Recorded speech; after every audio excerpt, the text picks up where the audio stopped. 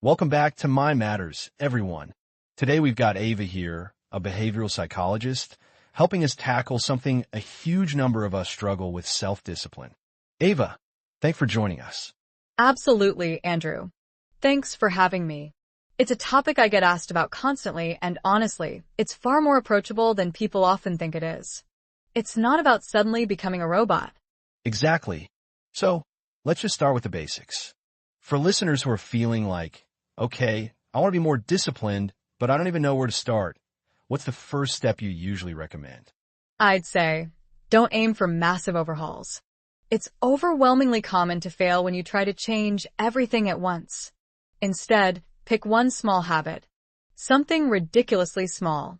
Like, if you want to read more, commit to reading just one page a day. Seriously. One page. That's fantastic. It's such a low bar that it's almost impossible to fail, right? But it still builds momentum. What about the psychological side of it? A lot of people beat themselves up when they slip up. That's huge. Self-compassion is absolutely key.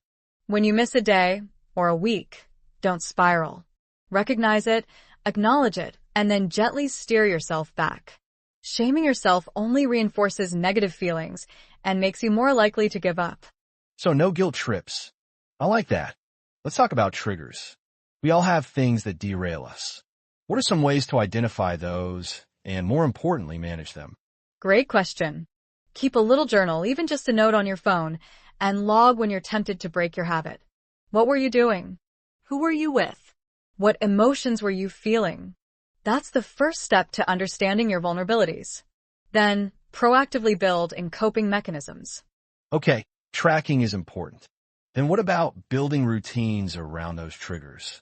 Like, if you notice you reach for junk food when you're stressed. Exactly. Build a replacement routine. Instead of grabbing a cookie, maybe it's 5 minutes of meditation, a short walk, or calling a friend. It's about training your brain to go to a healthier response. That makes a lot of sense. Let's say someone's trying to build a consistent exercise habit. What's the difference between saying I'll go to the gym and I'll do 20 minutes of yoga at 7 a.m.? The latter is significantly more likely to stick. The vagueness of going to the gym allows for a million excuses.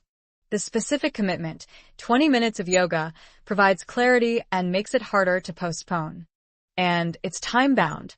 That's a really important distinction. So, it's about making it as concrete as possible. What about accountability? Do you think having someone to answer to helps? Absolutely. It could be a friend, family member, or even an online community. Sharing your goals and checking in with someone can create a powerful sense of responsibility. But choose someone supportive, not judgmental. Okay, so accountability partner, specific small habits, and self-compassion. Are there any broader strategies you'd recommend, like thinking about your values? Definitely. If your habit aligns with your core values, like if you value health, then choosing to exercise aligns perfectly. It's much easier to maintain. Understanding why you're doing something adds a layer of motivation. That's brilliant. It's not just about following a rule. It's about connecting it to something meaningful.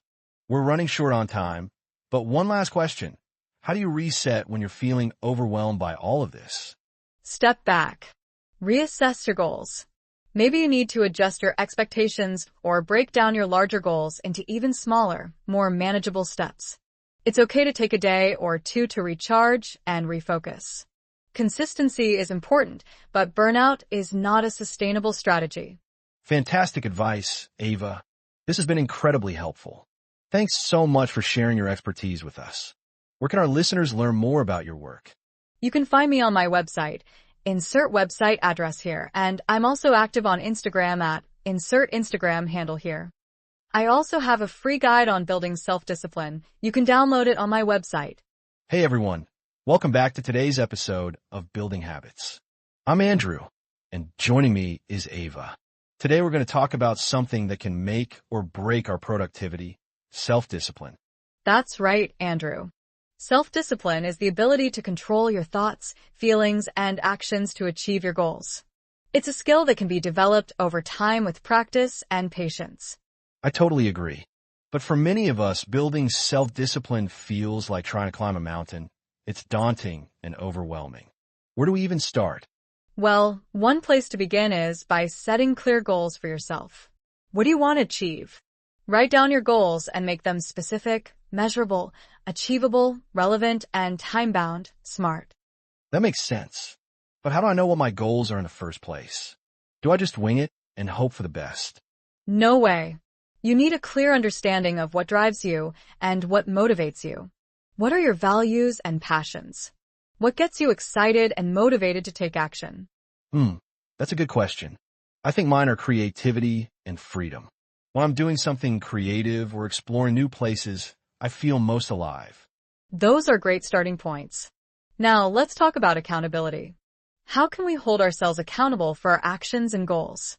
That's the million-dollar question. For me, it's about surrounding myself with people who support and motivate me. Having a community of like-minded individuals who share my values and goals is crucial. I couldn't agree more. And then there's also the power of tracking progress and celebrating small wins. How can we make that process enjoyable and rewarding? You know, it's funny. I used to think that self-discipline was about being super strict and controlling, but now I realize it's actually about being gentle and kind with myself.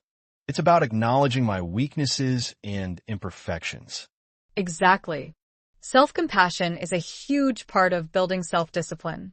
When we're kind to ourselves, we're more likely to take risks and push past our comfort zones. Absolutely. And what about setbacks? How do we bounce back from failure or disappointment? Well, that's where resilience comes in. We need to develop the ability to learn from our mistakes and use them as opportunities for growth. That's so true. Resilience is a muscle that needs to be exercised regularly. And finally, what about the role of mindset in building self-discipline? This is where neuroplasticity comes in. Our brains are capable of reorganizing and adapting throughout our lives. By changing our thoughts and attitudes, we can actually rewire our brain to support our goals. Mind blown. I never thought about it that way. Okay, I think that's all the time we have for today. Thanks for tuning in, everyone. Thanks for listening. Remember, building self-discipline is a journey, not a destination.